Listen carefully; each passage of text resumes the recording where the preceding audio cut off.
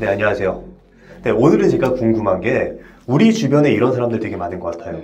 은근슬쩍 선 넘는 사람들. 이런 사람들에게 우리가 어떻게 대처하고 행동할 수 있을까요? 그 선을 넘는 사람들에게 예. 사실 집에 가서 그때 그렇게 말할 걸 속상해하지 말고 사실 내가 전달해야 될 이야기는 전달을 해줘야 돼요. 근데 그러니까 뭐 일반적으로 이러잖아요. 그 당시에는 그 사람의 말에 따라. 그 집에 가서 이제 이불킥 하잖아요. 맞아, 이불킥. 네. 그러거나 친구들한테 얘기하죠. 정말 재수없다 이러면서 그런 이야기를 하소연하면서 상처받은 얘기를 자꾸 하면 그게 더 부풀려져요. 그 사람에 대한 미움이 부풀려지죠. 당연하죠. 상처를 곱씹게 되니까 사실 그냥 지나칠 수 있는 것이 오히려 더 상처가 되고 더 피해의식이 되고 그러다 보면 점점 그 관계가 더 악화될 수밖에 없는데 예를 들어서 이제 어떤 상사가 외모 비하적인 발언을 한다든지 정말 선 넘는 행동들이 있잖아요. 정말 이런 예시들이 있더라고요. 그랬을 때 저는 그 당시에 바로 말을 해야 된다고 생각해요. 근데 그것이 연습이 되지 않기 때문에 그 당시는 뜨거워만 하고 있는 거예요. 그런 이야기가 반복된다면 근데요 저는 앞으로는 그런 좀 저 외모 비하적인 이야기는 좀 안 해주셨으면 좋겠어요 라고 한다면 상사의 반응이 어떨 것 같아요? 상사한테 말대꾸 하는 거야? 그런 반응이 나와도 상처를 받지 마세요. 왜? 그 사람은 자기 방어를 하는 거니까. 내가 했던 실수에 대해서 잘못에 대해서 방어하는 것이지 나를 엿먹이기 위해서 나를 상처 주기 위해서 하는 말이 아니에요. 그 사람 자체의 정당성이 또 있는 거거든요. 그렇지만 한 가지 효과는 그 사람이 이 아이가 내 이 말에 대해서 뭔가 반응을 하는구나. 더 하면 안 되겠다라는 생각을 할 수 있죠. 그러니까 방어적으로 행동을 했지만 한편으로는 이게 내가 실수한 부분이 있구나라는 걸 아는 건가요? 그것에 경계를 하게 되겠죠. 근데 물론 그럼에도 불구하고 계속 이야기를 하는 사람이 있을 수도 있어요. 그런 사람은 이제 사이코패스에 가까운 사람인 거죠. 이미 여러 차례에 내가 그런 이야기는 안 해줬으면 좋겠다라고 어필을 했다면 그분의 행동이 바뀌어야 하는데 그것을 하지 않는다면 제가 늘 책에서도 말한 듯이 그럴 인연은 끌고 갈 필요 없다. 솔직히 저는 뭐 부서를 옮기든지 휴직을 얻는다든지 여러 가지 어필을 할 필요는 있다고 봐요. 그것이 그 사람을 바뀌게 하고 그 사람이 내가 원하는 상태의 사람으로 바뀌게 할 수는 없다 하지라도. 왜냐하면 부모도 그분을 못 바꾸게 해요. 근데 그것이 일개인 내가 그 사람을 바뀌게 할 수는 없잖아요. 부부관계도 마찬가지죠. 내가 이 사람은 이런 사람이구나. 내가 이렇게 말했을 때 저 사람은 어떤 반응을 나타나겠구나 라는 걸 예상해서 내가 대처하는 것이 중요하죠. 그리고 많은 사람들이 그렇게 뭔가 불합리한 상황 속에서 내가 여기서 벗어나는 건 내가 지는 거야 라고 생각하면서 억지로 참고 혹은 그 사람한테 꺾이고 가스라이팅 당하는 것처럼 이런 식으로도 될 수 있을 것 같은데. 당연하죠. 와서 얘기하시는 게 나 호구다. 나한테만 일 맡기고 나는 주말에도 나가서 일한다. 그러면 제가 도대체 무슨 일을 하시길래 이렇게 주말까지 가서 일을 해요? 다른 사람들도 다 그렇게 해요? 그러면 그 상사가 특별히 자기에게 그런 어떤 업무 지시가 있다는 거예요. 그래서 제가 연습을 시켰어요. 예를 들어서 과장님, 저는 이 일은 좀 제 업무하고 너무 많은 것 같습니다. 제가 지금 이 업무를 끝나고 나서 해야 되는데 너무 이것이 좀 업무 부담이 됩니다. 라고 감정이 섞이지 말고 이야기해라. 왜 나만 시켜요? 쟤는 왜 놀고 있고 나만 호구야 이러고 술잔을 기울이지 말고 그것을 정확하게 어필을 해라. 그러면 이제 대부분이 그러시죠, 반응이. 그래도 안 바뀔걸요? 이래요. 두 가지 중에 하나겠죠? 한 가지 반응 우리가 예상할 수 있는 거는 그래 알겠어. 그렇지만 계속 하겠죠, 그 일을. 두 번째는 무슨 소리야 지금 너 말고는 이 일 할 일 없어. 이 일의 가장 적격자는 너야. 너뿐이 없어. 라는 어떤 정말 가스라이팅 내지는 그 사람에게 어떤 그 일을 부여하는 정당성을 이야기하겠죠. 그렇게 말하면 왠지 흔들릴 것 같아요. 맞습니다. 진짜 나밖에 없을 것 같고. 그 인정 욕구를 이제 건드리는 건데요. 다른 사람은 다 하고 있는데 너만 안 하고 있어. 수치심을 일으키는 거거든요. 우리가 모든 사람 다 하고 있고 나만 그것이 뒤떨어진다고 하는 것은 존재감에 대한 바로 손상이에요. 그렇기 때문에 수치심을 일으키는, 우리나라 특히 수치심 문화가 굉장히 많아요. 누구는 이렇게 한다는데 너는 뭔가. 그래서 우리가 플렉스 문화가 있는 거잖아요. 비싼 걸 사서 자랑하고 그게 인정욕구랑 어떤 환자분이 와서 그래요. 원장님 그 맥주 마셔보셨어요? 그러는 거예요. 그래서 제가 나 처음 듣는데 빨리 네이버 검색해봐요 이래요. 그래서 네. 제가 막 네이버를 환자분이 시키니까 막 서둘러서 검색했어요. 네. 그러고 났더니 내가 모르고 있었던 거예요. 근데 원장님 플렉스도 모르세요? 이러면 그만큼 어떤 소속감? 내가 그것을 함으로써 하나가 되는 느낌? 예. 나는 동떨어져서 그걸 못하면 수치심? 이것이 굉장히 강한 어떤 이제 집단 문화 중에 하나인데 예. 너 다 일하고 있는데 너만 그거 안 하고 있어. 너도 그거 해서 증명해봐. 이러한 메시지가 이제 내면에 있는 거죠. 물론 저도 이제 그러면서 퇴근 후에 그 맥주를 사러 갔던 경험이 있는데 제가 플렉스가 나쁘다는 게 아니라 그만큼 우리 안에서는 수치심 문화가 갖고 있다. 그렇지만 우리가 혼자 속상해하고 혼자 상처받지 말고 선을 넘어서 무례한 것을 요구하는 분들에게는 당당히 대처할 수 있어야 한다. 그것이 지금 당장 먹히던지 안 먹히던지 온유하게 이야기할 수 있는 방법들이 있거든요. 저랑 같이 이제 많이들 연습을 하는데 예. 제 생각은요, 그건 좀 다른데요. 그래요? 저는 그것도 맞는 것 같은데 저는 이렇게 생각해요. 약간 온유하게 이야기하는 방법이 있는데 예를 들어서 내가 꽁꽁 참았어요. 예. 참다 못해서 폭발을 하면 왜 나한테만 그래요? 이런 식으로 오히려 역효과 나타나고 예. 오히려 그 일을 거부하는 나만 소위 이제 못된 이상한 감정적인 사람 되는 거네요. 감정적인 사람이 되는 거죠. 실컷 참아왔다가 혼자 잘해주고 상처받는 사람이 되는 거죠.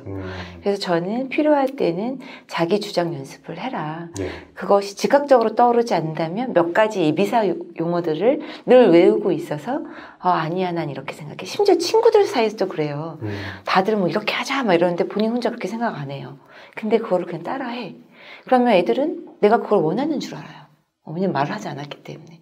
그렇지만 나는 내가 먹히든 안 먹히든 때로는 내 의견을 이야기할 필요가 있는 거죠. 제가 2030 상담을 많이 하고 있는데 의외로 의사소통을 잘 못하는 분들이 많아요. 원사이드가 많거든요. SNS를 본다든지. 예. 한쪽으로 이제 제가 주입을 받는. 많습니다. 예. 또는 인강. 그런 세대잖아요.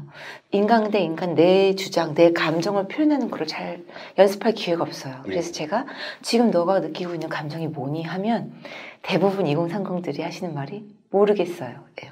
한 번도 생각해 본 적이 없는 거예요. 그리고 우리가 흔히 많이 쓰는 여러 가지 용어들이 있잖아요. 헐 이런 거. 그런 어떤 용어들이 소통하는 모든 감정들을 함축하고 있기 때문에 실제로 내가 어떤 것을 원하는지 정확하게 나열하고 표현하고 전달하는 능력이 실제로 심리 검사를 하면 많이 떨어지게 나와요. 언어 쪽으로. 그러니까 감정적으로 말할 수밖에 없게 되는 거네요. 그렇죠. 더 나아가서는 내가 무슨 감정을 갖고 있고 뭘 원하는지조차 언어화할 수 없는 거죠. 근데 우리가 언어화하지 않으면 상대가 알아주지 않습니다. 상대는 그냥 자기 편한 대로 생각하거든요. 사람들은 다 자기 중심적이에요. 그래서 그 사람이 옳다 그르다 나한테 상처줬다 상처주지 않았다가 아니라 그 사람의 입장이 되어서 생각해 보는 것. 왜냐하면 입장이 전혀 같을 수가 없거든요. 예를 들어서 중고시장에서 내가 물건 팔아요. 그러면 나는 싸게 파는 거야. 상대방은 비싸게 사는 거예요. 입장이 완전 반대 입장이거든요. 예. 그렇다면은 우리가 언어화가 굉장히 중요한 포인트라고 했잖아요. 그 언어화를 좀 연습하는 방법이 있을까요? 처음에는 제가 서브라는 것도 많이 합니다. 뭘 써야 되는 거죠, 거기에? 내가 해야 될 말들을 요목조목 적어본다든지. 나의 감정이나? 네. 아니면 전달하고 싶은 사항들을 요점해서 저에게 상담 오는 분들도 아예 적어서 갖고 오는 분들도 계세요. 원장님 제가 원장님 앞에서는 잘 표현이 안 되니까 한번 읽어보세요. 그리고 A4 용지 몇 장을 줘요. 이렇게. 근데 저는 그걸 굉장히 고맙게 생각합니다. 그 전달하려는 노력. 제가 또 샅샅이 볼 수 있고 짧은 시간 내에 소통할 수 있기 때문에 굉장히 고마워해요. 그분이 그거 적고 써보면서 본인이 객관화 작업도 가능하고 의사를 표현하는 것도 가능해지죠. 근데 대부분 사람들이 어때요? 적기 귀찮죠. 예. 그러면 뭐 카톡을 자기에게 보내는 카톡을 하는 거예요. 나에게 보내는 카톡. 너가 지금 마음이 이렇구나. 그리고 사실 우리가 가장 힘들고 상처받을 때가 언제냐면요. 내가 듣고 싶은 말을 못 들었을 때예요. 그래서 저는 가끔가다 나에게 보내는 카톡을 해라. 내가 정말 듣고 싶은 말. 그 사람이 잘못한 거지. 너는 괜찮아. 너 너무 혼자 잘해주고 상처받지 말자. 그것이 다 나에게 해주는 말이 돼야 되는 거예요. 그래서 내가 나에게 카톡으로 남긴다든지 내가 너무 듣고 싶은 말을 제3자에게 나한테 좀 그 말 좀 해줘봐. 나 그 말 너무 듣고 싶어. 내가 설사 그것이 인위적으로 한 거라고 해도 도움이 됩니다. 이게 나에게 스스로가 어떤 메시지를 전달하는 게 굉장히 심리적으로 도움이 될 것 같다는 생각이 저도 들었는데요. 카톡으로 자기에게 보내기를 해서 내가 듣고 싶은 말을 직접 들어보시거나 혹은 유튜브 댓글란에 지금 여러분들이 듣고 싶은 얘기를 한번 써보시는 것도 왜냐하면 많은 사람들이 피드백을 드릴 테니까 좋은 방법이 될 것 같습니다. 저를 찾아온 분들이 얼마나 그 문턱을 넘기가 힘들었겠어요. 그런 결심을 하고 왔을 때 그분이 정말 듣고 싶은 이야기가 뭔가. 저는 제 직업이 그거라고 생각해요. 너 참 열심히 살았어.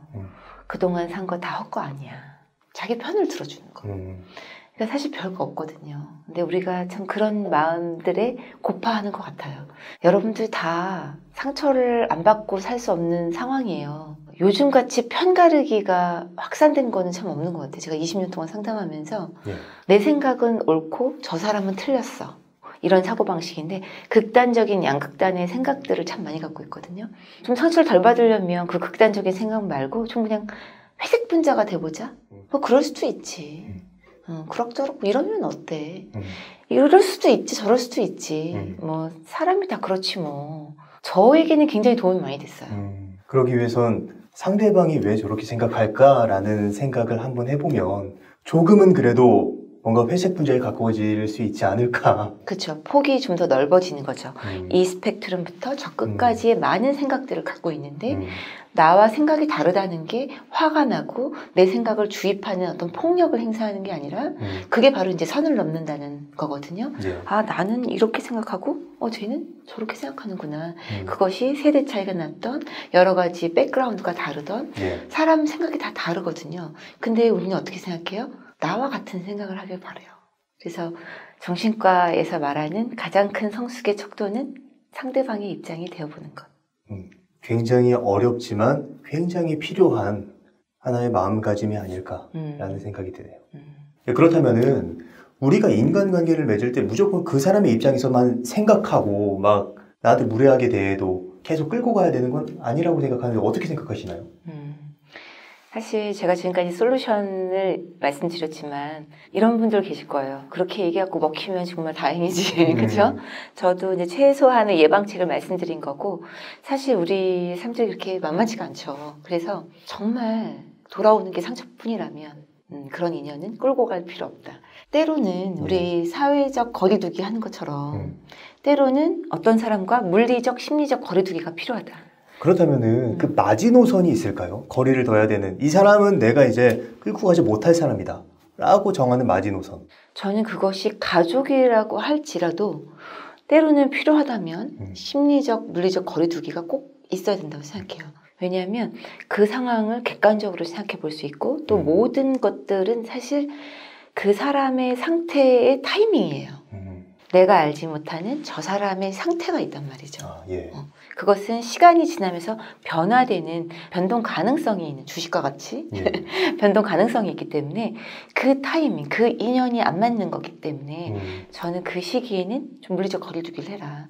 심지어는 그게 가족일지라도 어떤 엄마하고 계속 반복적으로 싸우는 분이 계셨어요. 정말 피 터지게. 그러면 보통은 누가 욕먹죠? 딸이 욕먹죠. 맞아요. 화를 내고 정말 폐륜하다 이런 얘기까지 들을 정도로 딸이 욕먹는데 사실 부모를 공경해야 된다는 게 우리의 효사상을 갖고 있지만 성경책이나 여러 다른 거에는 뭐라고 나와 있냐면 부모도 자녀를 노엽게 하지 마라, 화나게 만들지 마라가 있어요. 자기 생각을 강요하지 말라는 거예요. 성인 자녀로서 인정할 건 인정하라는 거예요. 그도 독립된 개체라는 거예요. 네 마음대로 할 수 있다는 게 아닌 거예요. 공경만 받는 게 아니라 자녀, 특히 성인 자녀를 존중해야 되는 그거는 꼭 까먹더라고요. 그럴 때는 그거를 하지 못하는 부모라면 몇 번의 어필을 해서도 안 된다면 약간 좀 선을 두고 지내라. 그래서 정말 힘들어했던 분이 결국은 독립했어요. 근데 이제 그분이 그러더라고요. 너무 사이가 좋아졌대요, 엄마랑. 안 보니까. 제가 그때 그런 생각을 했어요. 그분이 얘기한 게 다들 야 엄마랑 그냥 잘 지내봐. 응? 엄마가 너를 키우느라고 얼마나 힘들었는 줄 아니? 이런 얘기를 해주셨는데 원장님이 그냥 엄마랑 사이좋게 지낼 생각 하지 마세요. 엄마는 엄마고 너는 너야. 라고 말했던 게 죄책감도 덜고 오히려 사이가 좋아지는 계기가 됐다.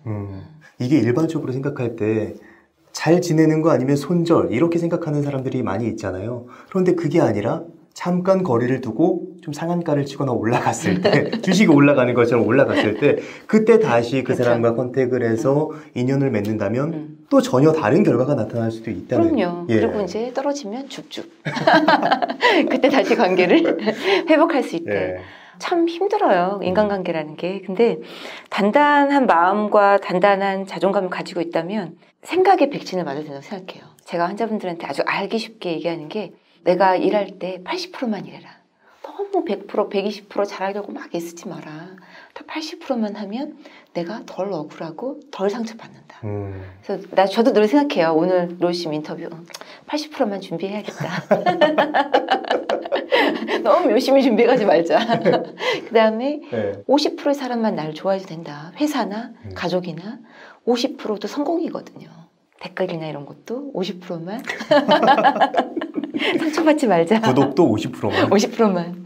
그게 이제 생각의 백신이라고 제가 말을 하는데 이미 그런 마음의 백신을 가지고 생각을 바꾼다면 좀 더 상처를 덜 받을 수 있지 않을까. 내가 저 사람에게 노력을 이렇게 쏟았으면 저 사람도 당연히 날 좋아해야 되지라고 생각하기가 쉬운데 그냥 2명 중에 1명만 날 좋아할 수 있고 아닐 수도 있고 왜냐하면 내 주변에 날 좋아해주는 사람들이 많이 있으니까 그럼 되지 않을까라는 생각이 드는 말이었어요. 네. 좋아하면 좋아하고 싫으면 말고. 네. 그리고 좋아요도 50%만. 네. 그럼 오늘 컨텐츠 여기까지 하도록 할까요? 네. 오늘 좋은 말씀 해주셔서 감사합니다.